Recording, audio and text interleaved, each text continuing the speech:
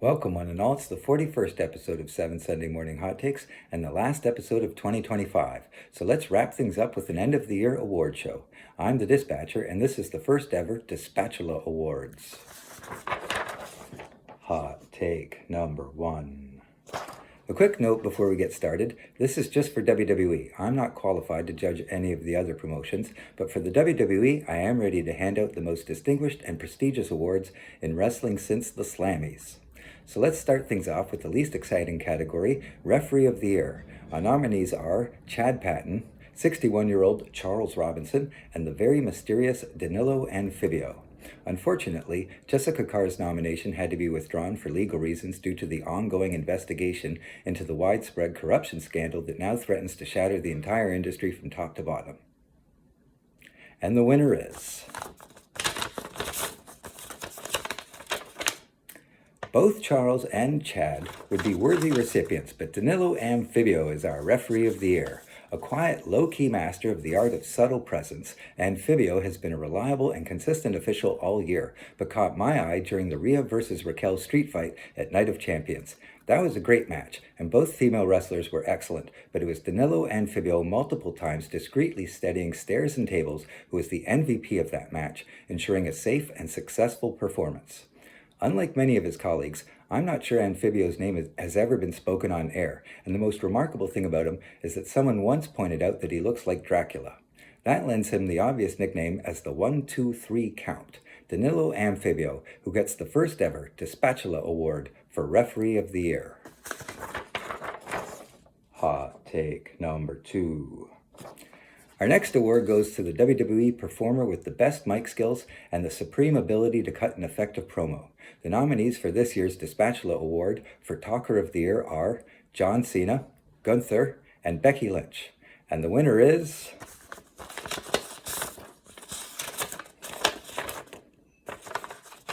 Gunther.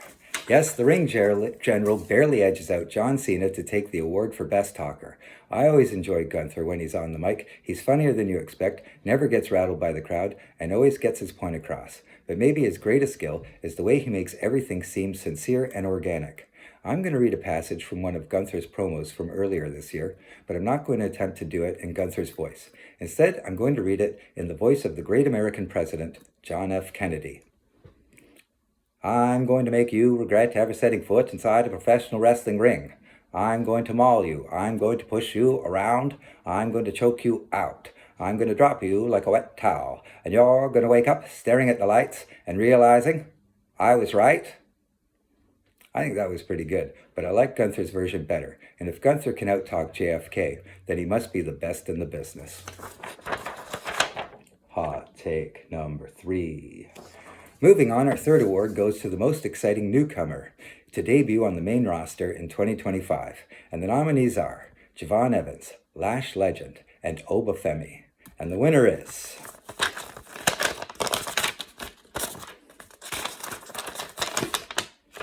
Oba Femi.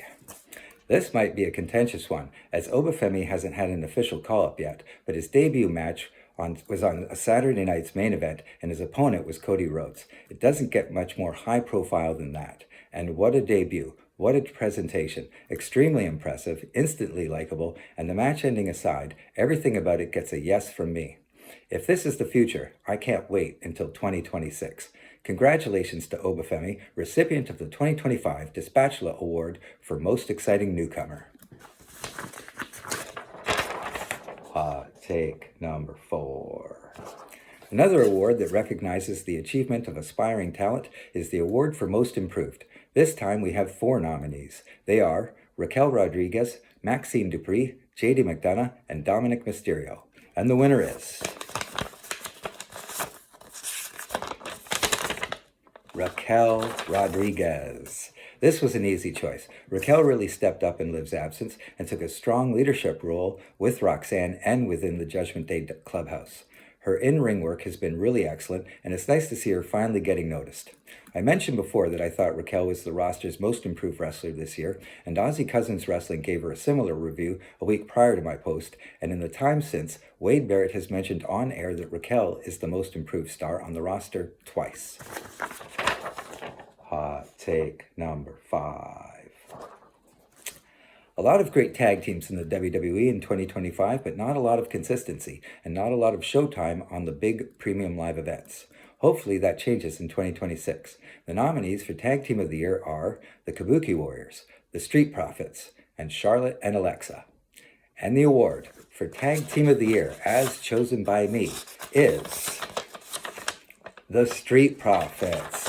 Whoa, this is a bit of an upset. Even though I picked the winners, this is still a shocking result that I didn't expect. Congratulations to the Street Profits, who beat out the other two very worthy contenders. The Street Profits earned the award for their consistency and reliability and for being the best damn tag team in the business. Equal to the Usos, equal to the New Day, but still yet to really get their due. They had a 4-month run with the titles earlier this year, and who knows when or if they'll capture gold again. But at least the Street Profits can now put a Dispatula Award in their official trophy case. Hot take number 6. Here we go. Our 3 outstanding nominees for Female Performer of the Year are Naomi, Becky Lynch, and Asuka. Good luck to all 3 of them. The women's roster is bursting with talent and had an excellent year, and there are many, many performers that deserve recognition. And the winner is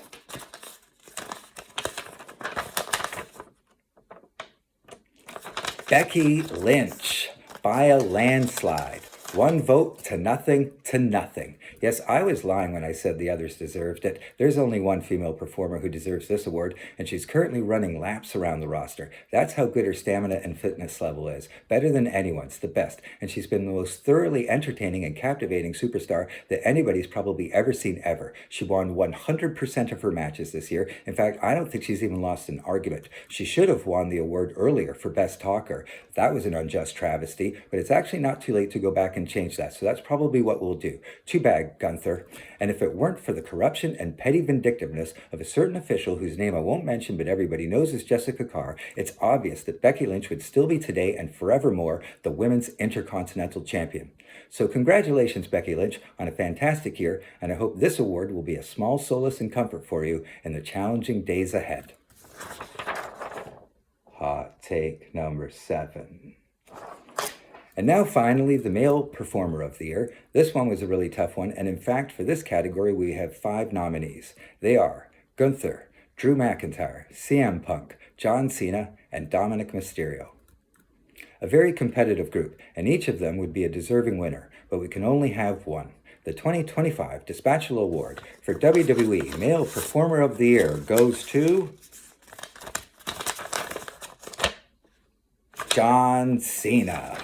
It was a year of ups and downs for many on the roster, and Cena was no exception. The lows were very low, but the highs were the highest of highs. And through it all, starting with his heel turn in Toronto at Elimination Chamber, everything Cena did felt important. Every action took center stage, and every word had meaning. It was John Cena's year, culminating in his retirement match to Gunther just 2 weeks ago, and what a unique and distinguished ride it was. No one comes close to matching Cena's list of opponents this year. Cody, Randy Orton, R-Truth, CM Punk, Cody again, The Dipstick, Brock Lesnar, AJ Styles, Dominic Mysterio, and Gunther. So thank you, John Cena, once again and one last time. And congratulations on going out in style as this year's WWE Male Performer of the Year. It wasn't a perfect final run, but it didn't have to be. It was an expression of gratitude and honored esteem for the WWE Universe. We saw it. That's all that matters. Thanks for being here. We did give away some awards earlier in the morning on the pre-show. Very briefly, I can tell you what you missed. Match of the year was John Cena versus AJ Styles from Crown Jewel. Worst match of the year was Cena versus Cody, WrestleMania Night 2. Worst event of the year was WrestlePalooza, and the award for best event of the year went to Evolution. I'm the Dispatcher. You're on the top turnbuckle, and every day is a sunset flip.